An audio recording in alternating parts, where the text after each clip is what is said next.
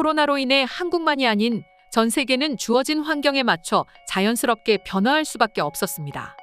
특히나 2년 이상 이어진 유례없는 코로나라는 전염병은 사람들의 삶 전체를 송두리째 바꾸어 놓았습니다. 최근에는 엔데믹을 선언하며 코로나의 종식 선언을 했지만 이미 바뀌어버린 생활 중 일부는 전염병이 끝나도 여전히 유지가 되고 있습니다.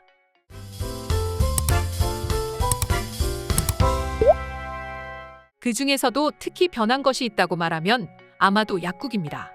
코로나로 인해 병원을 방문하고 코로나 확진이 되면 해열제를 비롯해 각종 약을 받아 병을 다스려야 합니다. 그러나 코로나에 확진이 되면 약국을 방문하기가 어렵습니다. 지금에야 코로나가 그저 감기처럼 인식되고 있고 또 자가키트를 이용해 검사를 받는 경우가 드물긴 하지만 불과 얼마 전까지만 하더라도 우리는 코로나는 세계 최악의 질병이었고 바깥 출입이 극도로 통제되었습니다. 그렇다 보니 생겨난 것이 바로 약 배달 서비스였죠. 코로나 때문에 약국을 방문하는 수가 급격하게 증가했지만 반대로 확진이 되면 앞에서 말했듯 바깥 출입을 하지 못해 약국을 방문하지 못하게 됩니다.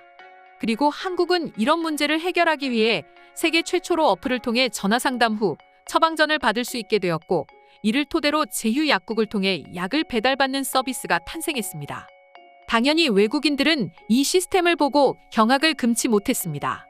물론 외국에도 우버나 다른 배달 시스템이 있기 때문에 충분히 가능하지 않겠냐 하지만 한국처럼 이렇게 빠르게 시스템을 일상생활에 녹여내는 것은 쉽지가 않기 때문입니다. 한국과 같은 이미 갖춰진 충분한 시스템이 있지 않고서는 말이죠. 그리고 일본의 경우에는 과거 이 약과 코로나 백신 등의 보관 및 배달 관련해 큰 무리를 빚은 적이 있습니다.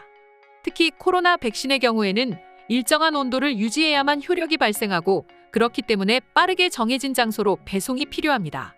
하지만 사람이 아이스박스를 어깨에 맨 채로 도보로 배송하고 있는 것이었죠. 마치 한국에서 80년대 야쿠르트를 배달하듯이 말이죠. 때문에 외국인들에게 다시 한번 일본의 아날로그함이 알려졌고 일부 네티즌들 사이에서는 일본은 여전히 답이 없구나라는 조롱 섞인 비난을 들어야만 했습니다. 그런데 한국의 약국은 여기에 멈춰 있지 않고 또 다시 진화하고 있습니다. 그건 바로 약 자판기인데요. 다들 아시다시피 늦은 심야 시간이나 공휴일 등 약국이 문을 닫은 시간에는 내가 아무리 아프다 하더라도 약을 받을 수 있는 방법이 없습니다. 굳이 찾으라면 일일이 인터넷에 검색한 다음 24시간 연중무휴 약국을 찾는 수밖에 없죠. 물론 아직까지는 시범 단계에 불과합니다. 과학기술정보통신부는 20일 제22차 정보통신기술 규제 샌드박스 심의위원회에서 일반 의약품, 스마트 화상 판매기 등의 규제 특례 과제를 승인했고 서울 지역의 10곳에서 3개월간 시범 사업을 진행한 뒤 운영 결과를 바탕으로 확대 여부를 결정한다고 밝혔습니다. 사실 이 일반 의약품 스마트 화상 판매기는 과거 2013년 개국 약사인 박인술 3R 코리아 대표가 처음 개발했습니다. 하지만 의약품 오투약이나 지역약국 시스템 붕괴 등을 우려해 10년 가까이 발이 묶여 있었습니다. 하지만 최근 코로나로 인해 전 국민이 신음했고 특히 심야 시간, 주말, 공휴일에 약국이 운영되지 않아 많은 사람들이 아픔에 시달렸습니다. 그러다 보니 정부는 시범 사업을 통해서 먼저 3개월간 운영해 본 뒤 그 결과를 바탕으로 확대 여부를 결정할 것이라고 했습니다. 그리고 이 화상 판매기의 경우에는 환자가 직접 약을 선택할 수는 없다고 합니다. 약사가 원격으로 약을 골라준다는 점인데요. 약사로부터 복약 지도를 받는 만큼 그저 단순한 약 자판기가 아니라는 것입니다. 뿐만 아니라 이 약 자판기가 도입되면 비전문가들이 가정상비약을 파는 편의점보다 안전하게 약을 받을 수 있다는 점에서 관심이 쏠리는 것이죠. 또한 화상투약기의 경우 약이 잘못 전달되는 것을 방지하기 위하여 약사와 환자의 대화 내용을 약 6개월가량 보관하고 근거가 남도록 반드시 신용카드 또는 체크카드로만 결제를 할 수 있게 만들었고 약의 변질을 막기 위하여 원격 제어 시스템으로 온도와 습도를 관리한다는 점에서도 일반 편의점에서 판매하는 상비약보다 훨씬 안전하다는 평가를 받고 있습니다. 만약 이 화상투약기가 실질적으로 도입이 된다면 수많은 사람들이 앞으로 새벽 시간에 응급실까지 굳이 갈 필요가 없어집니다. 그리고 그만큼의 비용 부담도 덜 수 있다는 것이죠. 물론 아직까지 100% 도입된 것은 아니고 시초를 다지는 중이지만 수많은 네티즌들의 관심을 받고 있습니다.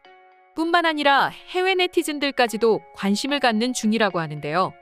외국인들의 입장에서는 한국에서는 약국에서 판매하는 약의 가격도 매우 저렴하고 또 자신들이 살던 나라에 비해 응급실의 비용이 훨씬 저렴함에도 불구하고 이런 생각을 했다는 것에 크게 감탄하고 놀랐는데요.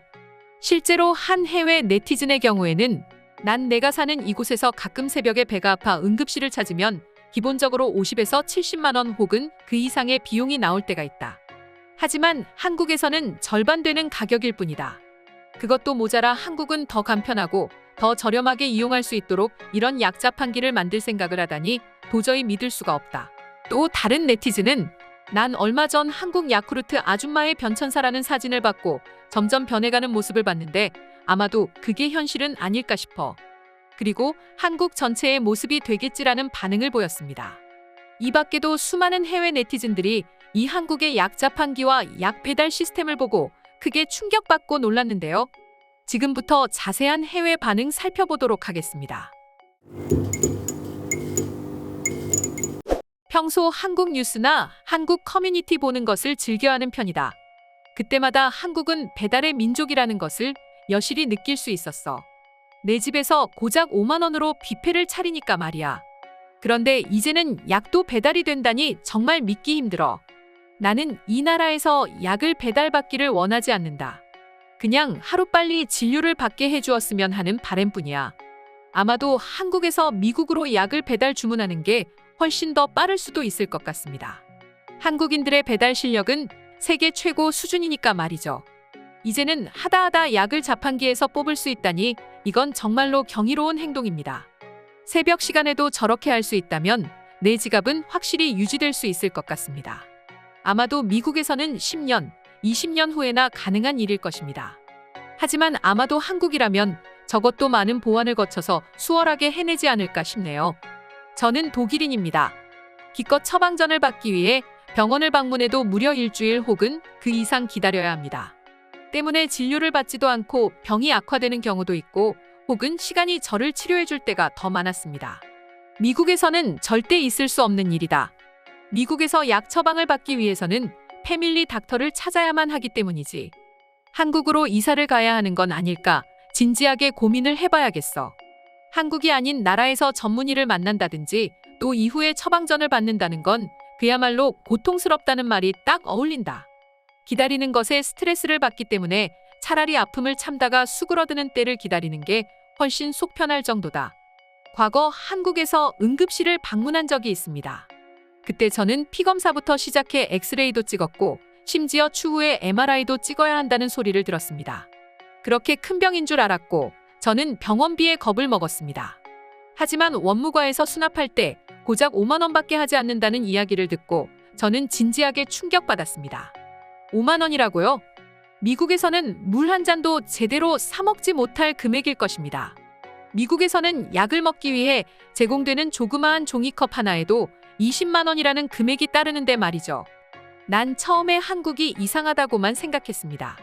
미국이나 다른 유럽에서는 감히 상상도 못할 일이기 때문이지.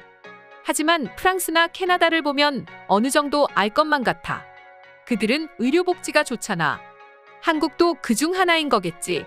오늘의 영상은 이것으로 마칠 텐데 영상이 유익하셨다면 구독과 좋아요, 알림 설정 한 번씩 부탁드리겠습니다. 다음 영상으로 찾아오겠습니다. 감사합니다.